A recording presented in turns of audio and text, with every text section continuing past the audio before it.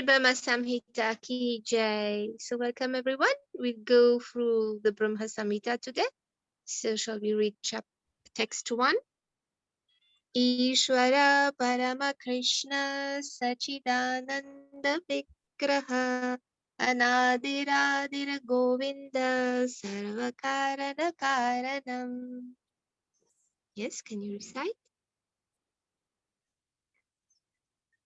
Ishvara Parama Krishna Sachidananda Vigraha Anadir Adir Govinda Sarva Karana Karanam. ईश्वर परम कृष्ण सच्चिदानंद विग्रह अनादिराही गोविंद कारणम। ईश्वर हरे कृष्ण। कृष्ण सच्चिदानंद विग्रह अनादिरादिर गोविंद सर्व कारण कारणम। हरे कृष्ण। ईश्वर परमा कृष्ण सच्चिदानंद विग्रह अनादिर आदिर गोविंद सर्व कारणम।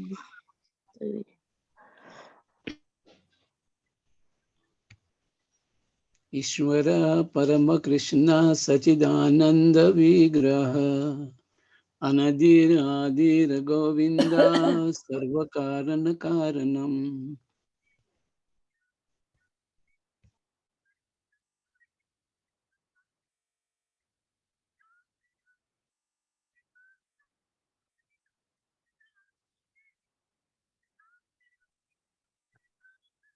Read the translation in the meantime. Sorry. Okay, I've gone past it. It's okay. Okay. Krishna, who is known as Govinda, is the supreme Godhead. He has an eternal, blissful spiritual body. He is the origin of all. He has no other origin, and he is the prime cause of all causes. So we move to verse 29 now. Okay.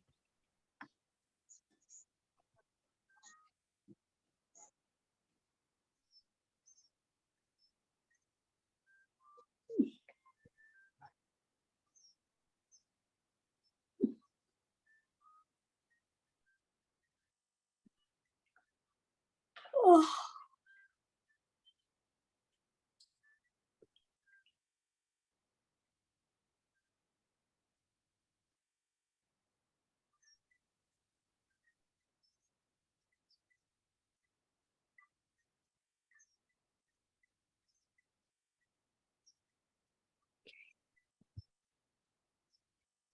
Okay, thank you, Mataji. Chintamani prakarasadmashukalpavriksha Lakshavriteshu surabhirabhipalayantam Lakshmi sahasrashata sambhramasevyamanem Govindamadi purusham tamaham bhajami. Yes?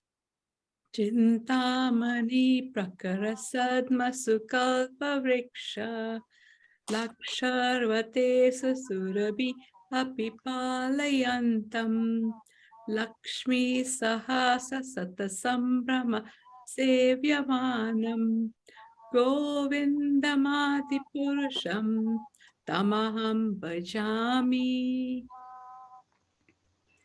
Chintamani प्रकार सद्मासु कल्पवृक्षा लक्षावृतेषु सुरभिरभिपलायन्तं लक्ष्मी सहस्रशतसंभ्रमा सेव्यमानं गोविन्दमादिपुरुषां तमहं भजामि। हरे Krishna.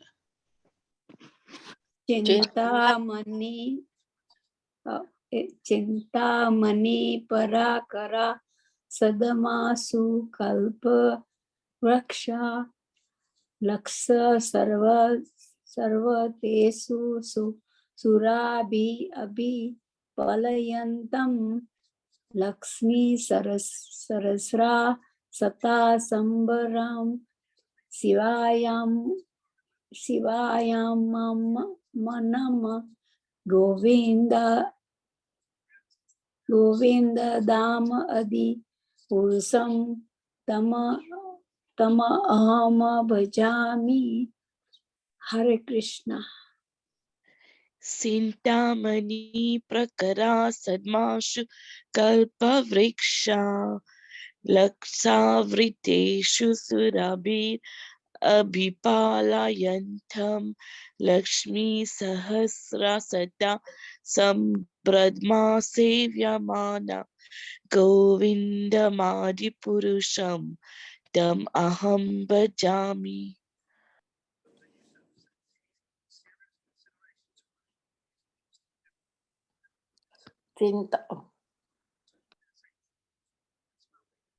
Okay, I'll try.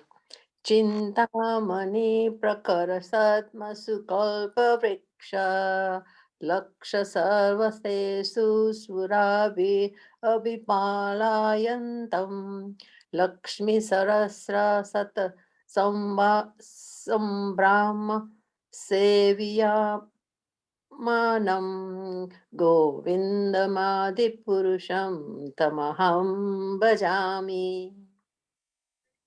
Shall I read the Can you read the translation? I would love to. I prefer to read the translation. Very bold.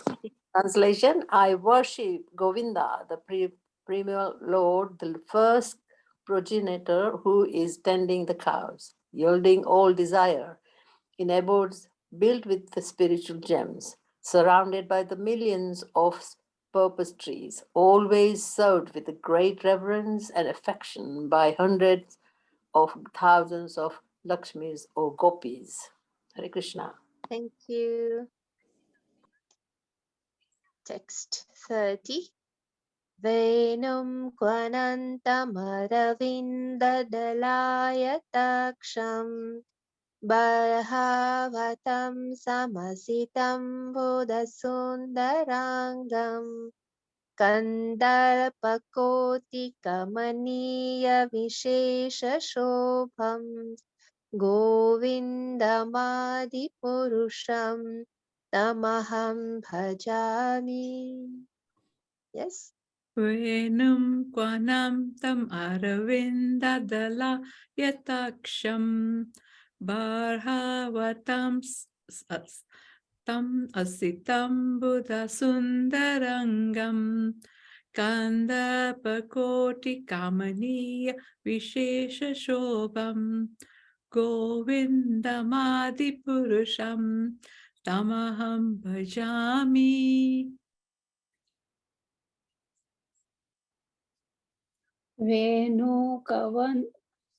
Venuham Kavanavantam Aravinda Dalataya Kasam Bharavatam Sama Asitama Buddha Sundaraya Gam Kandarapata Koti Kamanaya Visaya Sohamba Govindam Adi Purusam Tama Avam Bhajami. Hare Krishna. Venam kwanantam aravinda dalayataksham barhavatam sam asitam buddha sundarangam Gandharpakoti kamanya visheshasobham Govindamadi purusham tamaham bhajami.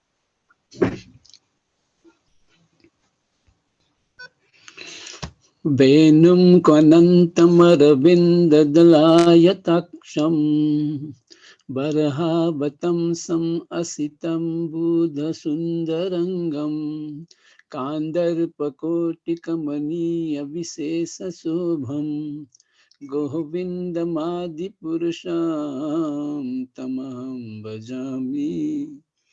Thank you, Mataji. Prabhu, Venu. can you read? Yeah, go on, Mataji. Okay. Venum kavanam tam aravindam dala yaktam sam parpatam sam astam buddha sundarangam kundaram koti kamanaya vishesha sovam govindamadi purusham tamaham bhajami. Thank you. Yeah. Sitaram Prabhu, can you read the translation? Yes, Mataji. It is not on the screen. You have to take it up. Yeah. I worship Govinda, the primeval Lord, who is adept in playing on his flute, with blooming eyes like lotus petals, with his head decked with peacock feather, with a figure of beauty tinged with a hue of blue clouds, and his unique loneliness charming millions of cupids. Hare Krishna. Okay, Krishna, thank you. Text 31. Alola Chandra Kalasagvanamalya Vamshi Ratnangadam Pranaya Keli Kalavilasam Shyamam Tribhangalalitam Niyata Prakasham Govindamadipurusham Tamaham Bhajami. Yes? Alola Chandra Sadvanama Lyavamsi Ratnam Gadam Pranaya Keli Kala Vilasham Shyamam Tripanga Lalitam Niyata Prakasham Govindamadi Purusham Tamaham Bhajami. Alola Chandra Kalasatavana Malya Vamsi Ratnan Gadam Pranaya Kelikala Vilasam Syamam Tribangalalitam Niyata Prakasam Govindamadi Purusham Tamaham Bhajami. Haribol. Alol Chandrakala Shatavana Maliya Vamsi Ratna Ratnangam Kadam Prayanam Kalikala Vilasam Shyamam Tribrangalalitam Nityan Prakasham Govindamadi Purusham Tamaham Bhajami. Alola Alola Chandrakalasadavana Malaya Vamasi Ratnagadadham Parana Kelikala Vilasyam Siyamam Teri Banaga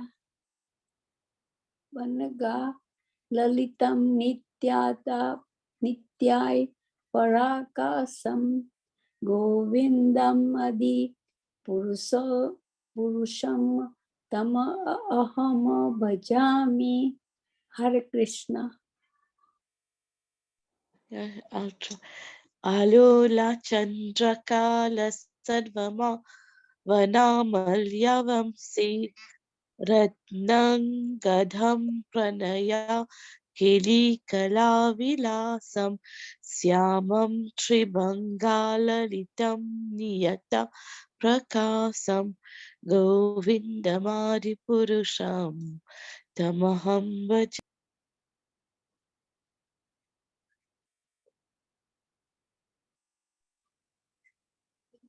Shamani, would you like to read the translation? Yes, Mataji.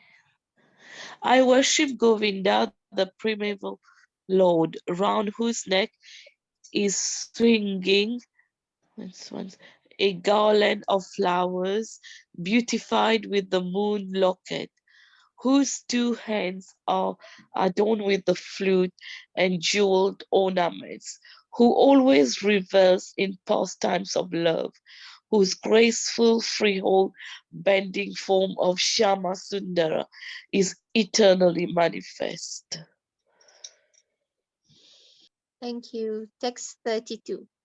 Angani yasya sakalendriyavrittimanti Pashyanti panti kalyanti chiram jaganti Ananda chinmaya sadujjvala vigrahasya Govindamadi purusham tamaham bhajami. Yes. Angani yashaskalendriya vrittimanti Pashyanti panti kalayanti chiram jaganti Ananda chinmaya sadujjvala vigrahasya Govindamadi purusham tamaham bhajami. Angani yasya sakalandriyavirtimanti Pasyanti panti kalayanti siram jaganti Ananda chinmaya sadujvala vigrahasya Govindamadi purusham tamaham bhajami. Hare Krishna.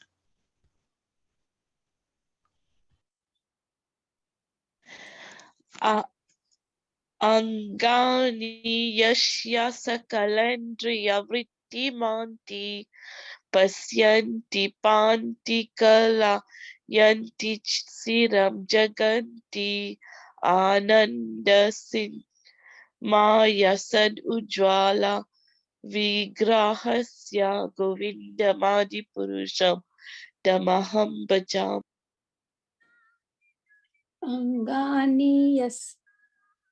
Angani yasyai sakalalindrayai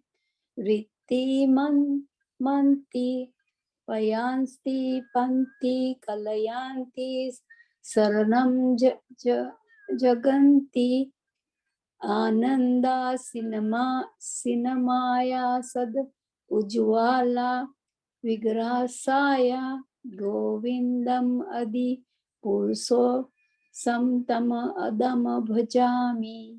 Hare Krishna. Angani Vyashas Sakalarindriyavritti Pashyanti Panti Kalyanti Chiram Jagayanti Anandchinmai Sad Ujwala Vigrahasya Govindamadi Purusham Tamaham Bhajami.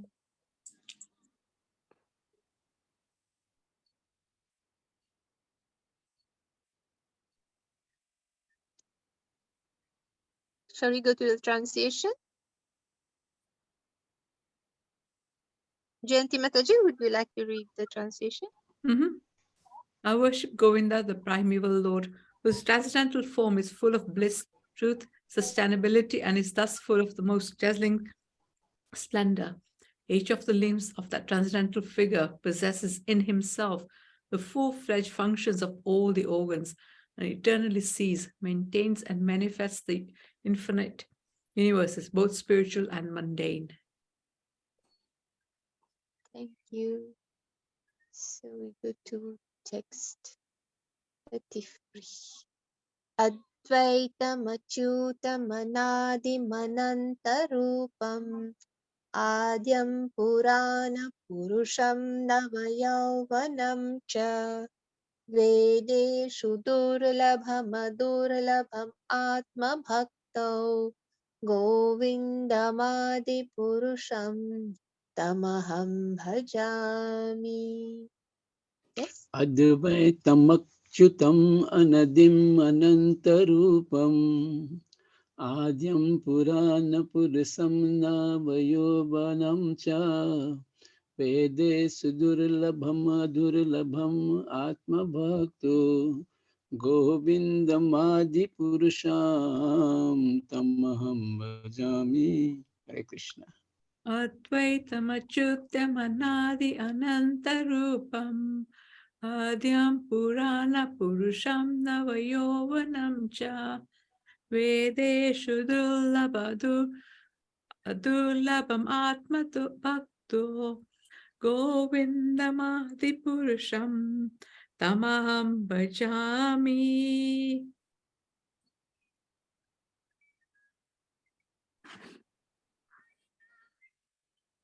Advaitam Achyutam Anatim Anantarupam Adyam Puranam Purusham Nava Yovanam Cha Vedasu Durlabh Adurlabh Atma Bhakto Govindamadi Purusham Tamaham Bhajami. Hare Krishna. Adavati, Hare Krishna. Adavatyam akyutam anadim anatarupam adyam purana purusham nava yuvanaham ka vedasu durlambha adurlambha atama bhaktatu govindam adi Purusam tama abham bhajami. Hare Krishna. Advaitam Achyutam Anadim Anantarupam Adhyam Purana Purusham Navayovanam Cha Vedeshu Durlabham Adurlabham Atma Bhakto Govindamadi Purusham Tamaham Bhajami.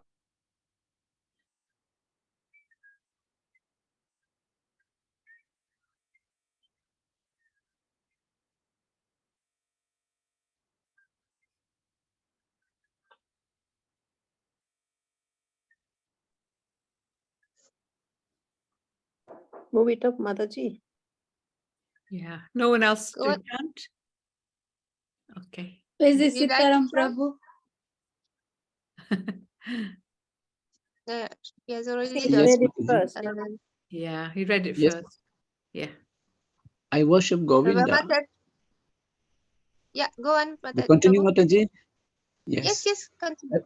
I worship Govinda, the primeval Lord, who is inaccessible to the Veda, but obtainable by pure unalloyed devotion of the soul, who is without a second, who is not subject to decay, is without a beginning, whose form is endless, who is a beginning in the eternal Purusha. Yet he is a person possessing the beauty of blooming youth. Hare Krishna. Hare Krishna. So, Mataji, can we move to text 36? We have to study 36 today. Okay.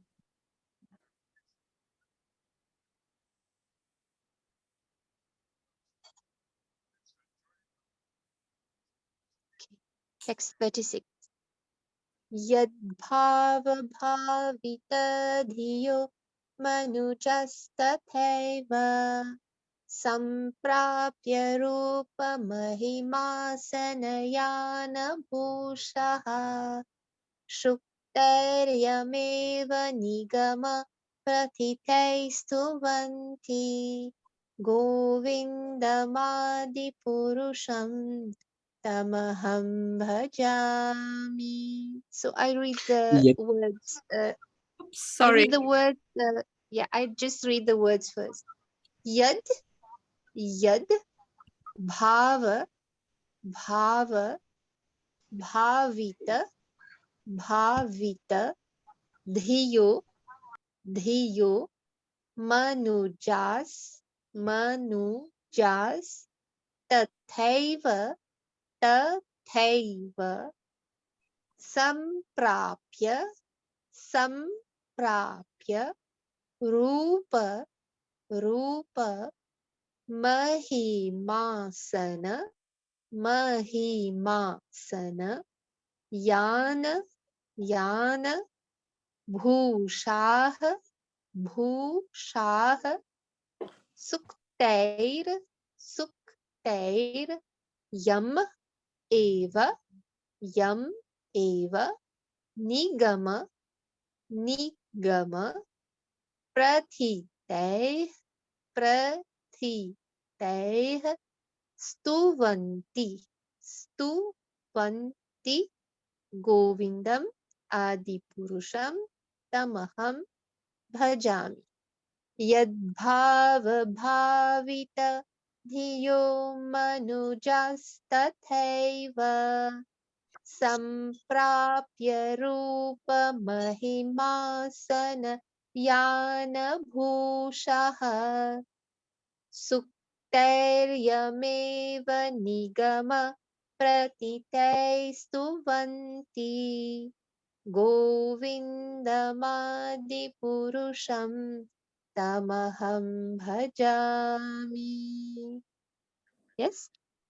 Yad bhava bhavita diyo manujas tathaiva samprapya rupa mahimasana yana bhusha shukteyam eva nigama patite stuvanti govindamadi purusham tamaham bhajami.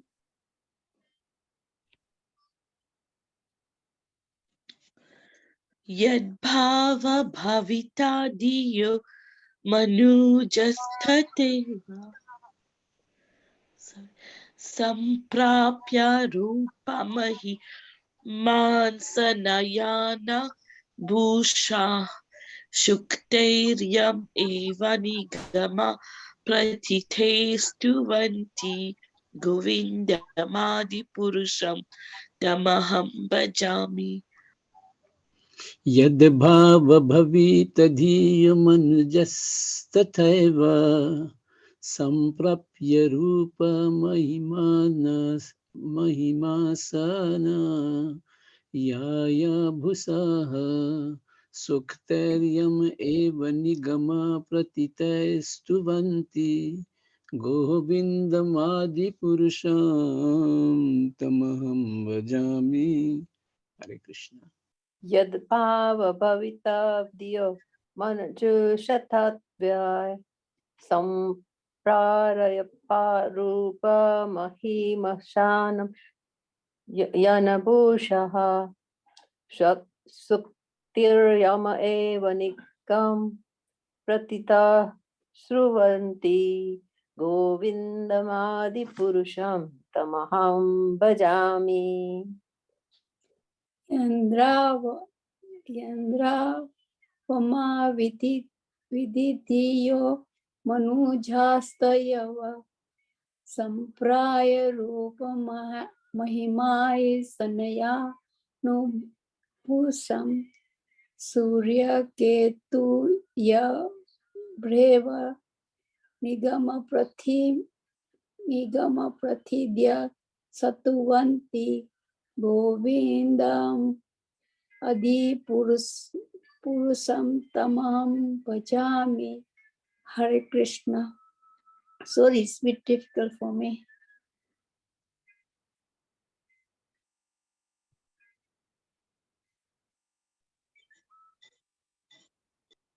Okay. Do you want me to do the translation? Can you see the translation? Yeah.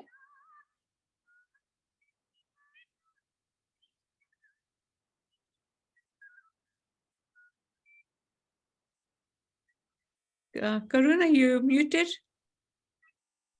Oh, sorry. Can we read the synonyms first? Yeah, of course. Yeah. Yeah. So I read Yat for whom, Bhav with devotion, Bhavita or imbued, Dhiya whose hearts, Manujaha men, Tatha eva similarly, Samprapya having gained, Rupa beauty, Mahima greatness, Asana thrones, Yana conveyances, Bhushaha and ornaments, Sukte by Vedic hymns, Yam, Hum, Eva, certainly, Nigama by the Vedas, Prathiteh, told, Stuvanti, of a praise, Govindam, Govinda, Adi Purusham, the original person, Tam, him, Aham, I, Bhajami, worship. Translation: I adore the same Govinda, the primeval Lord, in whose praise men who are imbued with devotion sing the mantra shuktas told by the Vedas by gaining their appropriate beauty, greatness, thrones, conveyances, and ornaments. Purport: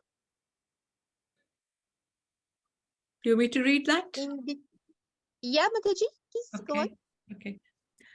In discussing rasa, we meet with 5 kinds of devotion or service: santa or unattached, dasya or pertaining to reverential willing service, sakya or friendship, vatsalya or parental love, and shringara or juvenile love. The devotees, surcharged with the ideas of their respective service, serve Krishna eternally and ultimately reach the goal of their respective ideals. They attain the real nature of the self befitting their respective rasas, their glories, conveyances, seats befitting the sacred service, and transcendental qualities of ornament, enhancing the beauty of their real nature. Those who are advocates of Santaras attain the region of Brahma Paramatma, the seat of eternal peace. Those of Dasyaras get to Vaikuntha, the spiritual majestic abode of Sri Narayan. Those of Sakya, Vatsalya, and Madhurya Ras, juvenile love, attain Golok Dham, Krishna's abode above Vaikuntha. They worship Krishna by the suktas depicted in the Vedas with the ingredients and objects befitting their respective rases in those regions. The Vedas, under the influence of spiritual potency and certain passages, speak of the pastimes of Supreme Lord. The liberated souls chant the names, qualities, and pastimes of Supreme Lord under the guidance of the same spiritual potency.